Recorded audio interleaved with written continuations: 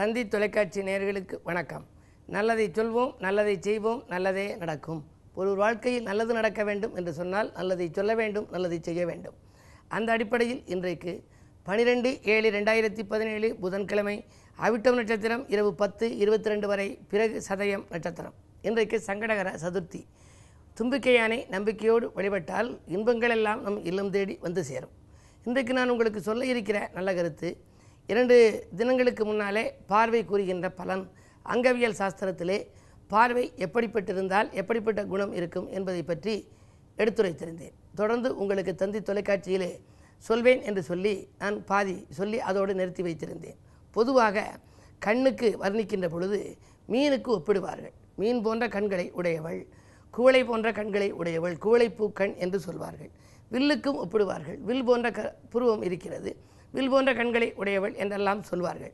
மீனுக்கு ஒப்பிடுகின்ற பொழுது அதற்கு என்ன சொல்வார்கள்? மீன் போன்ற கண்களை உடையவள் மீனாட்சி என்று மதுரை மீனாட்சியை சிலர் சொல்வது வழக்கம். ஆனால் உண்மையிலேயே மீன் என்ன செய்யும் என்பது உங்களுக்கு தெரிய வேண்டும். தண்ணீருக்குள்ளே அந்த தாய் மீன் நீந்து கொண்டே செல்லும். அப்படி நீந்து கொண்டே செல்கின்ற பொழுது அதற்கு பின்னாலே மீன் குஞ்சுகள், நூற்றுக்கணக்கான மீன் குஞ்சுகள் நீந்தி கொண்டே செல்லும்.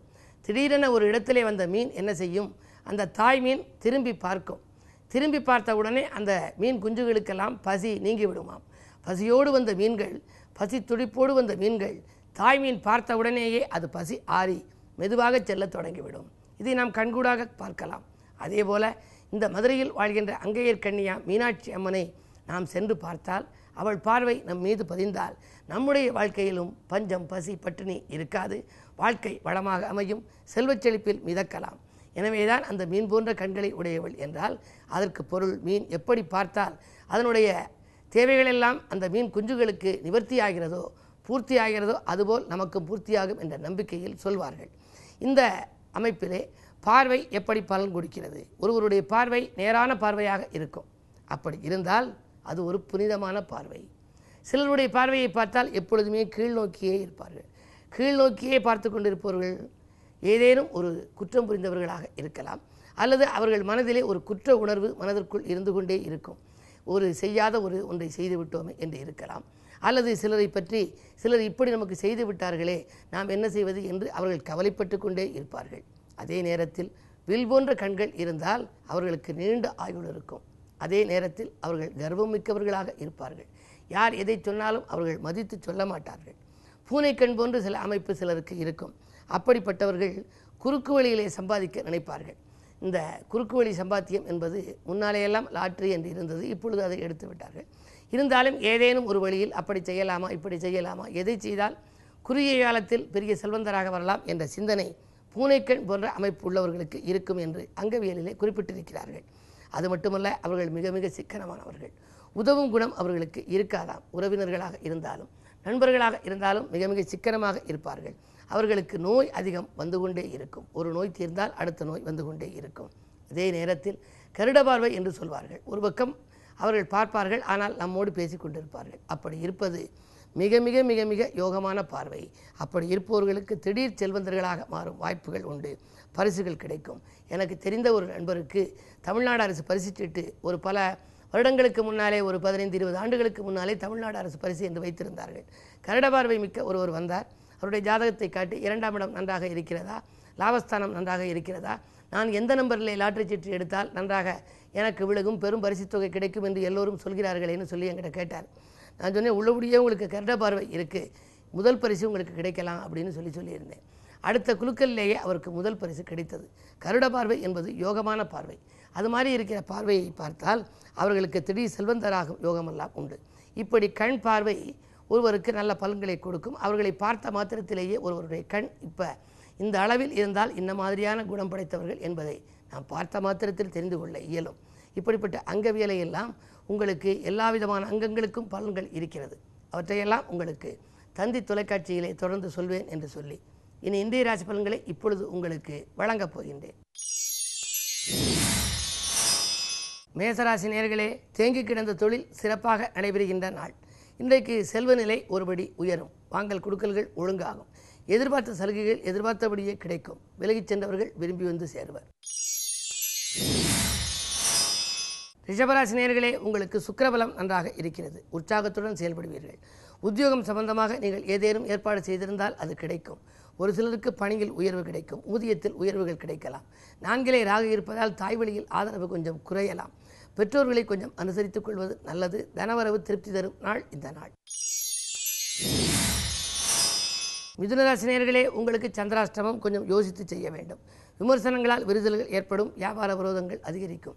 யாரையேனும் நீங்கள் பகைத்துக் கொள்ள வேண்டாம். குறிப்பாக முக்கிய புள்ளிகளை பகைத்துக் கொள்வதன் மூலம் முன்னேற்றத்தில் பாதிப்புகள் உருவாகலாம். வழிபாடு உங்களுக்கு வளர்ச்சியை கூட்டும். ஆஞ்சநேயரை வழிபடுவது நல்லது. கடகராசி நேயர்களே, 9:56 மேல் இன்றைக்கு காலையில் உங்களுக்கு சந்திராஷ்டமம் தொடங்கி விடுகிறது. எனவே மதியத்திற்கு மேல் உங்களுக்கு மனக்கலக்கம் ஏற்படலாம். அருகில் இருப்பவர்களை அனுசரித்துக் கொள்ளுங்கள். கடிதம் அதாவது அஞ்சல் வழியில் அனுகூல தகவல் வந்து சேரும். வியாபாரத்தில் உள்ளவர்கள் உங்களுக்கு விரோதியாக மாறலாம். விலையுயர்ந்த பொருட்களை கையாளுவதிலே கவனம் செலுத்துங்கள். சிம்மராசி நேயர்களே, உங்களுக்கு ஜென்மத்திலே ராகு. எனவே உங்களுக்கெல்லாம் தங்கம் வெள்ளி வாங்குவதில் இருந்த தடைகள் அகலும். மங்கள நான் சூடுகின்ற வாய்ப்புகள் உங்களுக்கு வரப்போகிறது. சுபகாரிய பேச்சுக்கள் நல்ல முடிவாகும். இடம் பூமி வாங்கும் அமைப்பும் உண்டு. உத்தியோகத்தில் நீங்கள் ஏதேனும் புது முயற்சிகள் செய்திருந்தால் அது கைகூடும். செல்வநிலை உயரும் நாள் இந்த நாள். கன்னிராசி நேயர்களே, உங்களுக்கெல்லாம் நேற்றைய பிரச்சனை இன்று நல்ல முடிவுக்கு வரும் நாள். நிகழ்கால தேவைகள் பூர்த்தியாகும். நினைத்த காரியம் நினைத்தபடியே நிறைவேறும். திருமண முயற்சிகளிலும் வெற்றி கிடைக்கலாம். வாயில் தேடி வரன்கள் வந்து செல்கிறதே, எப்பொழுதுதான் முடியும் என்று கவலைப்பட்டவர்கள் இன்றைக்கு மகிழ்ச்சி அடையும் சம்பவம் ஒன்று நடைபெறப் போகிறது. துலாம் ராசி நேயர்களே, மற்றவர்களால் மகிழ்ச்சி கூடுகின்ற நாள். குறிப்பாக மாற்று இனத்தவர்களால் உங்களுக்கு மனக்குழப்பம் அகலும்.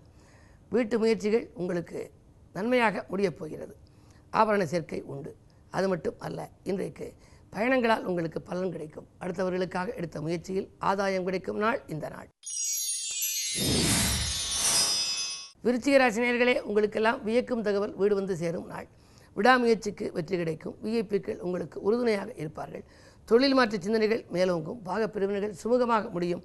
ஆரோக்கிய தொல்லை அகலும் நாள் இந்த நாள். தனுசு ராசி நேயர்களே, உங்களுக்கு தடைகள் விலகும் நாள். இன்றைக்கு தனவரவு திருப்திகரமாகவே இருக்கிறது. தொகை கேட்ட இடத்தில் கிடைக்கும்.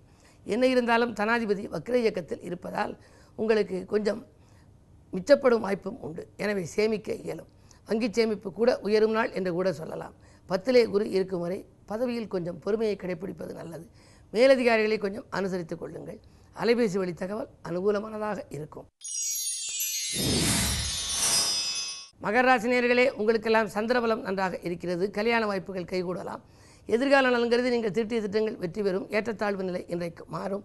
எதை செய்தாலும் நீங்கள் இன்றைக்கு நன்மையை காண்பீர்கள். வியாபார விரோதங்கள் விலகும். சேமிப்பு உயரும். செல்வாக்கு மேலோங்கும் நாள் இந்த நாள்.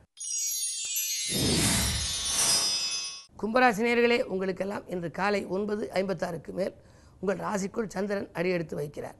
சந்திரன் வருகின்ற பொழுது உத்தியோக மாற்றங்கள் உறுதியாகலாம். ஊர் மாற்றங்கள், இடமாற்றங்கள், கேட்ட இடத்திற்கு இலாகா மாற்றங்கள் ஒரு சிலருக்கு கிடைக்கும். அது மட்டுமல்ல, உங்களுக்கு வாங்கல் கொடுக்கல்களும் ஒழுங்காகும். எதிரிகளின் தொல்லை குறையும். எதிரிகள் உதிரிகளாக மாறுவர். ஆன்மீக நாட்டம் அதிகரிக்கும் நாள் இந்த நாள். மீனராசி நேயர்களே, உங்களுக்கு ஒரு மிகச்சிறந்த நாள். போட்டிகளை சமாளிப்பீர்கள். புது முயற்சிகளில் வெற்றி கிடைக்கும். புகழ் மிக்கவர்கள் உங்களோடு இணைந்து புதிய திருப்பங்களை தருவர். நண்பர்களின் நல்ல ஆதரவோடு நீங்கள் செய்யும் முயற்சிகள் அனைத்திலும் வெற்றி கிடைக்கின்ற இனிய நாள் இந்த நாள். மேலும் விவரங்கள் அறிய தினத்தந்தி படியுங்கள்.